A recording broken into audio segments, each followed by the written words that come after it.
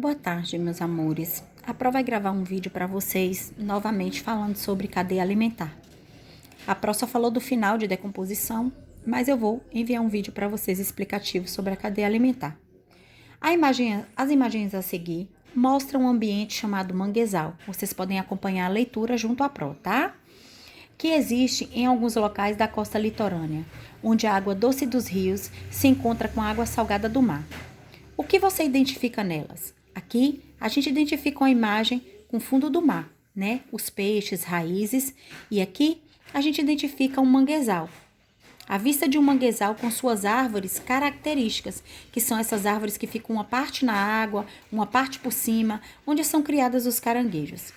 Nesse ambiente, muitas espécies de animais marinhos encontram alimento e abrigo entre as raízes das árvores, onde se escondem de seus predadores. Então, eles usam o ambiente para poder buscar comida e também se esconder dos seus predadores. Ali, as águas rasas e quase paradas favorecem a acumulação de matéria orgânica que chega dos rios do mar. Grande quantidade de seres vivos, como os fungos e bactérias, decompõem essa matéria orgânica e as partículas resultantes são aproveitadas como alimento por outros seres que vivem lá. Então, gente, tudo que tem aqui se aproveita. Uns animais usam como habitat, outros animais usam como fonte de alimentação, outros animais usam para se esconder, né? Então, tem muita utilidade, tanto o fundo do mar quanto o manguezal. Há uma grande diversidade de animais no manguezal, entre os quais peixes juvenis, camarões, siris, ostras, caranguejos e mariscos.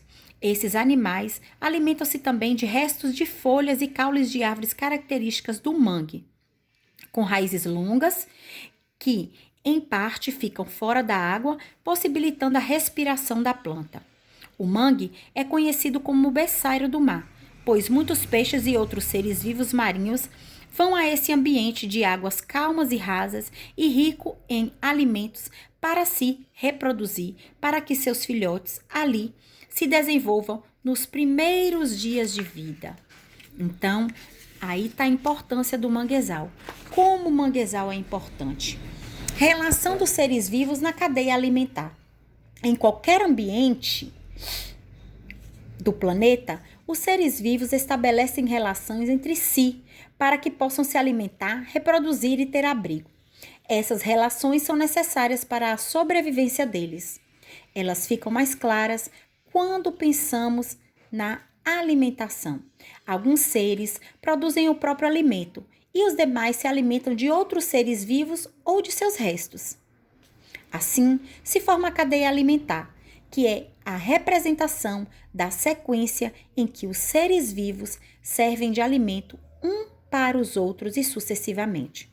Dessa forma, os nutrientes e a energia são transferidos de um organismo para outro ao longo da cadeia alimentar. Observe um exemplo. Aqui está a planta, o gafanhoto se alimenta da folha da planta, o sabiá se alimenta do gafanhoto e a águia se alimenta do sabiá.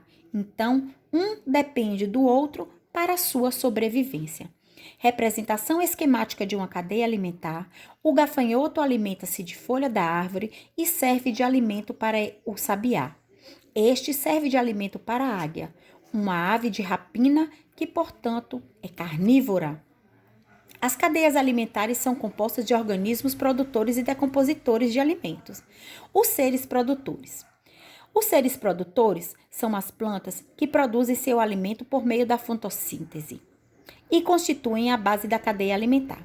Na fotossíntese, o gás carbônico e a água são transformados em glicose. Glicose é um tipo de açúcar, utilizado pelas plantas como alimento, ou seja, como fonte de matéria e energia. Outros nutrientes necessários para a vida das plantas, como sais minerais, são retirados do solo e da água e também das raízes, tá? No ambiente aquático, a fotossíntese possibilita o desenvolvimento de algas que servem de alimento para os peixes também, tá? Aqui tem uma representação em desenho da fotossíntese das plantas. Seres consumidores. Os seres consumidores são seres vivos que não produzem seu próprio alimento.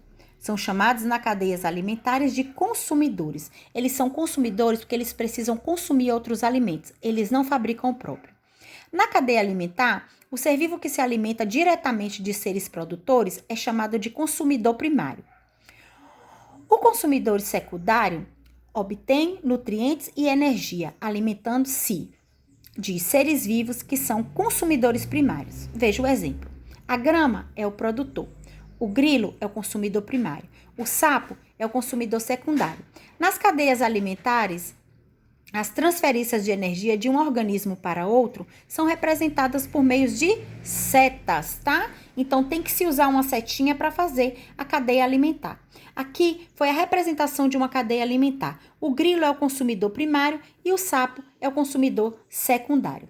As cadeias alimentares podem ser grandes. Dessa forma, os animais que se alimentam de consumidores secundários são chamados de consumidores terciários e assim por diante.